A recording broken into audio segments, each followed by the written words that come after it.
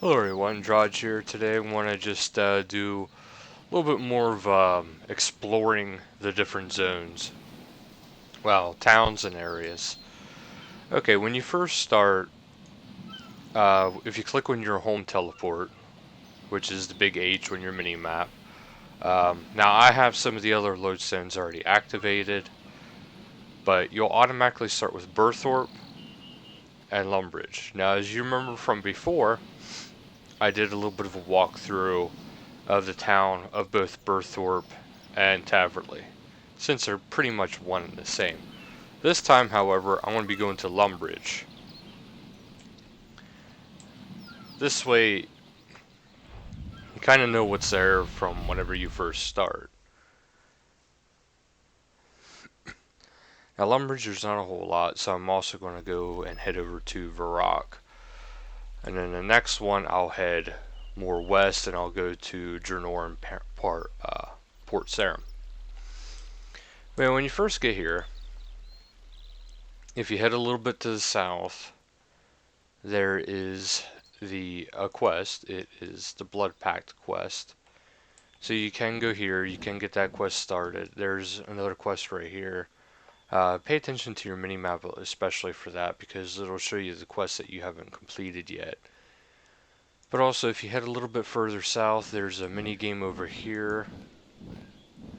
How it exactly works, I'm not entirely sure, but I'll look it up and I will do a slight little tutorial on this another day. But for this is more or less the walkthrough of this area. So there is a church. If you need to restore your prayer, right there's an altar, you can restore your prayer. Another notable area, until you have it built in your player-owned house, is Bob's Trade Store. Bob's Axes. If you have gear, let's say the Burrows gear, and you need to get it repaired and you don't have anybody who will allow you to use their armor repair stand in their player-owned house, you can come here, use it with him, and he'll repair it. It does cost a decent amount of money, depending on how easy that is to make for you. Right away, though, right off to the side of the lodestone is actually the Lumbridge Castle. Now, I know it's not a big castle, but this is a Lumbridge Castle. There's a quest right there to start. Now, there is more quests that'll go in the basement, and it'll fill out the basement a little bit. But until then, it's kind of bare, and there's not really much to do there. If you go into the second story, there is a spinning wheel, which is in the room with the door open right here. The Duke of Lumbridge is in here. This is where there's more questing to be done. And on the very roof, well, this isn't the very roof. There's actually a ladder that goes up one more spot, but there's nothing up there. But here there is the bank. But heading on back down, Lumbridge is not too big of an area, although that crater you see behind the castle, that is actually where there's a lot of seasonal events. I'll walk there a little bit after this. However, if you go this way, okay, you do have some trees you can cut down. You have different things you can do. There's a furnace right here. There's a spot for your trees. You can also make a canoe for the canoe stations. But if you go up here, this is actually a good spot if you want to do your smithing for your smelting. And even your smithing in general, because you can take your ores from this bank chest. No requirement to use it currently. Take your ores, you can go right to that furnace and right to there. Now there is better spots down the road, but for the beginning, that's primarily probably what you'll be using. Right over here is a general store. They don't really sell too much that's going to be very useful to you. Maybe a few items here and there, but not too much. Now as you go through and you start completing different tasks, you'll see the information pop up on the bottom left in your chat log. But you can actually go here and claim your rewards. It'll ask you for your bank or inventory. I'm just going to have it go into my bank. Well, my inventory, sorry. It'll give you some few coins here and there. There's a trapdoor. I forget exactly what it goes to. Okay, I guess can't right now. Right there is a memorial fountain. You can get some stuff filled. Right up here is a fisher shop. And as you can see, there's a few things you can get in here, but it's mostly to sell some of your excess fish. Um, but odds are you won't be using that because if you can trade, you'll want to go elsewhere. Now, there is seasonal events, like I said, pretty shortly here. There's actually going to be the summer one going on where this will be filled out into different events that you can do to gain different XP, cosmetic rewards, a whole bunch of stuff like that. It's a bunch of fun little activities to break up from your everyday usual grinding of levels. Now, if you would head across straight over the first bridge, there's just a little bit of goblins there. There's nothing major. Further east would get you into Al-Kharid. But right up here, there's another house. It doesn't look like much, but it's actually for questing. Again, there's a lot of things that'll be used with when it comes to questing. I'm gonna start my mouse. Over here is actually a good area if you want to get some more cowhides or if you need to get milk for anything. Uh, if you need to get regular milk, you can't get from the prize dairy cow, but excuse me, you can get from regular dairy cows. This is for, again, another questing area, but if you want to, you can go in there with a sufficient level, and you can pickpocket what is called ham members, or you can attack them, get items that way. The items aren't too grand, it's mostly just for the questing. There is a few times where you'll go there to help complete other quests. Now, if you want to get some more feathers without actually buying them, this is probably your best bet. There's also a lot of eggs here too, so. But again, this area also gets involved with the quest. Up here's a hops patch to your northwest. So if you have any hops you want to grow, that's a good spot to grow it. Now you could just keep going this way. I'll go this way for the sake of it, but you can just go north. Right there's an opening. But if you go this way, there's another quest highlight. There's some unicorns, which can be very useful. You got a bunch of rats up here, which can be useful for training. There's a bunch of willow oak, a whole bunch of stuff like that to get some stuff training. Over here, you'll see some cadaverberry bushes and some redberry bushes. Now, I recommend if you're ever going by here, especially at the lower levels, just go ahead and pick the redberry bush until it has nothing left. And there's another one up here. There's going to be a few quests where you're going to need red berries to make red berry pies because it's a big thing with the dwarves. Dwarves, yeah. There's a little bit of a mining patch right here. You got your iron and some tin and some copper. It's not exactly the best area to mine, but it is an area you can mine if you so desire. Here later on, as you get into the higher levels, there's elder trees you can cut. You can only cut them very so often, so it's actually worth to take note of areas that are kind of somewhat close to lodestones. There is a wheat field over here, but you're not really going to be bothering with that. Now, as you follow the road, if you would have just went north instead of that little loop that I did, right here is actually the Varrock lodestone. So since you're going through here, make sure you do that. It just makes it easier on yourself.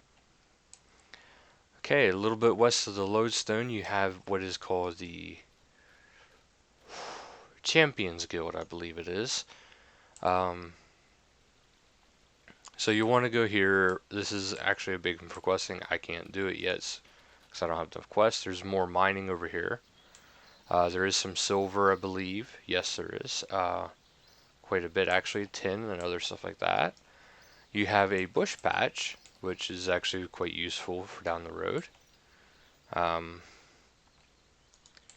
we'll head back east and get into the actual city. Now this is the Varrock City. Okay, now later on you'll be doing a quest called the Shield of Arav. This is actually one of the areas you might go to. There's two choices for that's why I say that. But if you end up choosing the Black Arms Gang as your gang, this is where you'll be going, right to the west of the entrance. Right here is a sword shop. It sells a variety of weapons up to adamant. That is the Blue Moon Inn.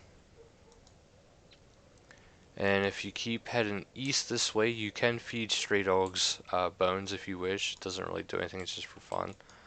But right here, actually, if you see this sign right here, the plaque and the ladder, this is if you want to join the Phoenix Guild, or the Phoenix Clan. So that'll be for that quest as well. So you can only join one clan, but you need both people, so you'll need another person. Here is an altar area you can go to. It is also useful for a couple quests later on, which that altar will be important. Also, there is a Zamrock mage that'll appear here that you can get some more stuff from.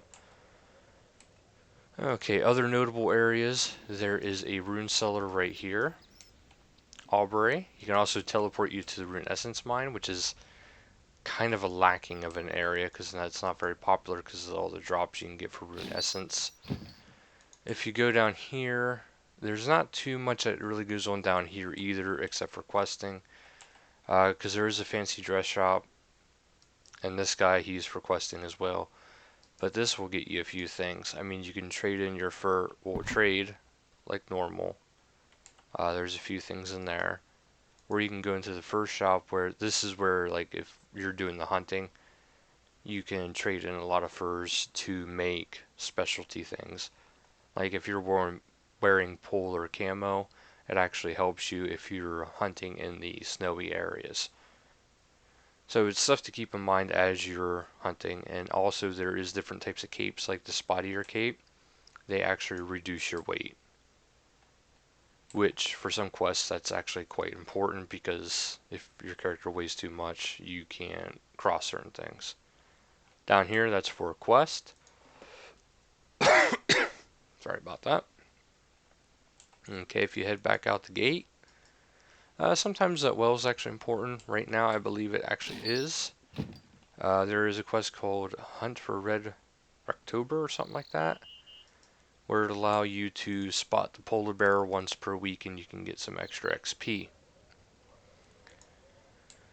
Okay, here is the Varrock East Bank. That is a notable area because that'll be somewhat useful. This isn't too useful. Up here, north of the East Bank, you'll have the Varrock Museum, which is actually rather important to note because this you'll actually be using quite a bit. Especially if you want to get what is called the statue collection bag. Because as you're skilling, we'll look into the bag here, you can get what is called strange rocks. Now once you get your first strange rock, I believe you have to get one first, you can take it to these guys and you can collect the rock bag, you can get them going. Because you can add to the plinth here, and you'll be trying to recreate the statue. And you can recreate the statue as many times as you want, but you have to completely finish it in order to get stones you already had before. But it is highly worth it. Up there, right there's the Varrock sewers. It is useful for certain things, especially, you guessed it, questing. Up here to the northeast is yet again another church, another altar you can use to restore your prayer. This again is primarily for questing. So you'll notice there's a heavy emphasis on questing in a lot of the areas. Quests are a big deal within this game.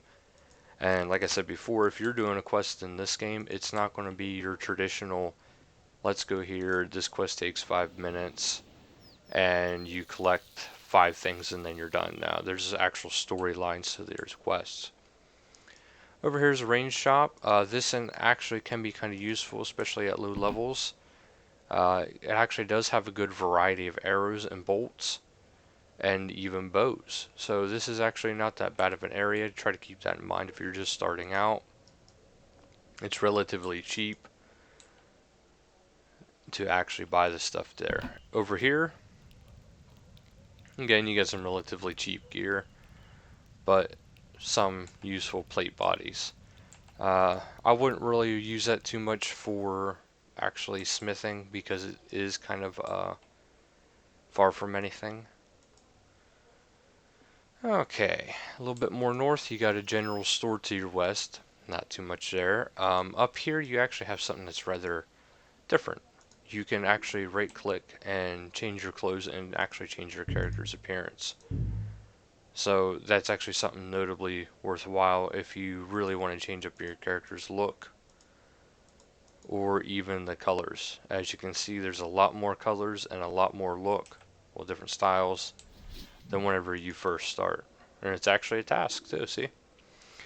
Now, if I wanted to, I could go back to that Explorer Jack and hand in to get that extra task, but I generally just every once in a while I'll go there. Now, since we already explored to the west of here, there's only one other thing that's north, really. I'll head this way north, though. But there's this, the apothecary. That's for, you guessed it, questing. The tanner, you could use that tanner, but he's kind of out of the way. That thing I just got, that was actually currently, I want to say it's for the year, because they're celebrating their, I believe it's their 15th anniversary for the game. Now, as you're going through the game, there's different emissaries. Now, it's up to you which emissary you want to follow, but you can change it if you so desire. This one is for Zeros, which is a god in this game. He's actually quite popular, mostly because I think there's a lot of mystery behind him.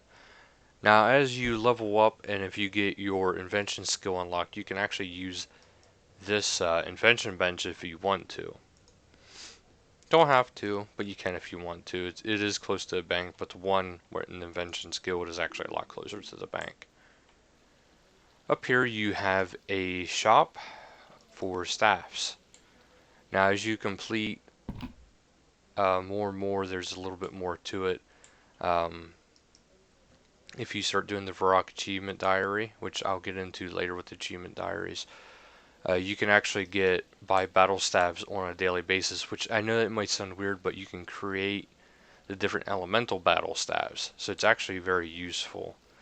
You might remember Juan from the Birthwarp area. He's also in Varrock as well. Now, further north and then to the east, you have what is the, well, not to the east, but further north and to the west, sorry, compass, is the Varrock West Bank, which is probably the most popular bank in the Varrock City. It's used the most compared to the others. That house is for a quest. It's nothing really important. There's a thing called the Solomon General Store. It is basically, whoa, that was an error. It is primarily all cosmetic items. There is a few other useful items that you can actually get from it. And there's also different things you can get, like bank expansions and stuff like that, to help you through and along your way. But this actually just is a good way to help you see what the different outfits look like in game.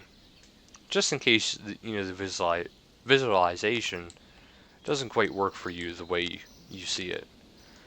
Every so often, there is the Well of Goodwill. You can hand in items, and there's a special promotion going on. Right now, there's not. Okay, this is what is called the Grand Exchange. Now, I can't really trade much or do anything here, but if you follow the guide here, you can use a Grand Exchange, which, yeah, okay, I'd have to use the guide because I didn't do that yet with this account. But there's also a bank, there's a Grand Exchange. You can buy and sell stuff with other players in here. All you have to do is you put your items in, you set the price you want for it, and if somebody wants to buy it, they can buy it. You don't have to actually do the interacting yourself. It's in the bank. It's just if somebody makes the offer for it. Right now, again, there's another event, if you will, going on. It's Celeste's Endgame. This is for the year.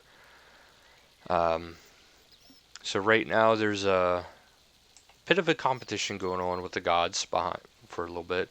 This is normally just a regular fountain, but right now, that's where this is. It's kind of mimicking the sort of the edicts. So I guess he feels like he is as strong as Guthix, which is a god that he actually killed. But he kind of caught him off guard, I believe. There is a spirit tree here, so once you get far enough and you have unlocked it, you can actually use this to teleport to the different areas. Now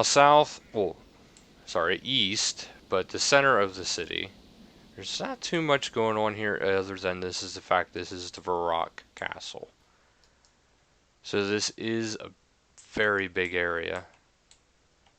But as you can see, there's not too much going on. There is guards, so if you do want to get some XP this way, you can pickpocket them at a certain level.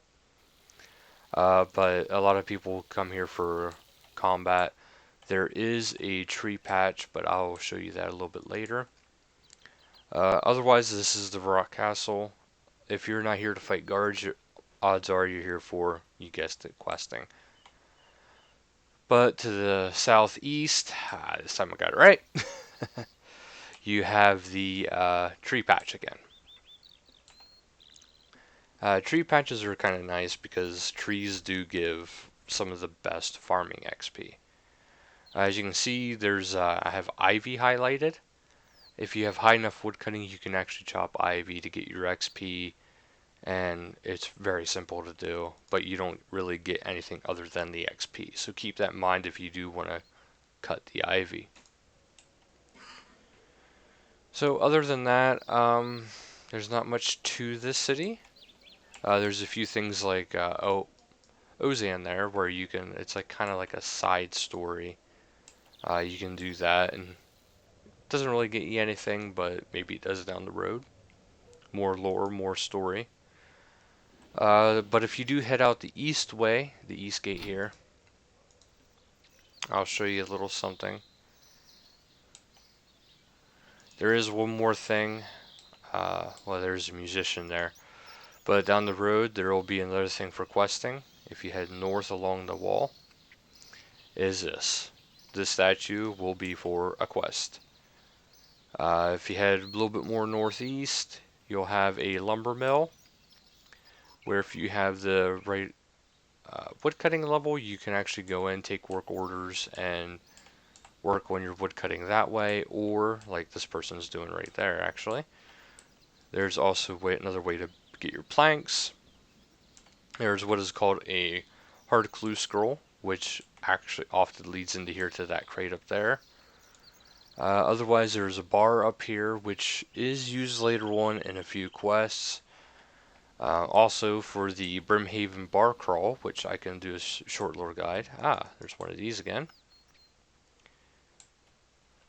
Okay. And yeah, there's a bar here, and that's pretty much it for the Varrock City. Now, there is this wall. You might wonder why this is here. This is actually what separates the PvP zone of these worlds versus regular zones of the world. So if I head out there, I'll do a bit of a wilderness episode later on, because tomorrow there's actually going to be a complete wilderness update. So I'll show you a bit of that tomorrow. I'm going to actually say Mondays, because Mondays is usually when the new updates are out. So I'll be giving you more of a guide into what goes on the Mondays. But that leads into the wilderness. But that's it for Varrock and Lumbridge. So if you enjoyed this video, please leave a like down below. I hope you enjoyed this video. And until next time, later guys.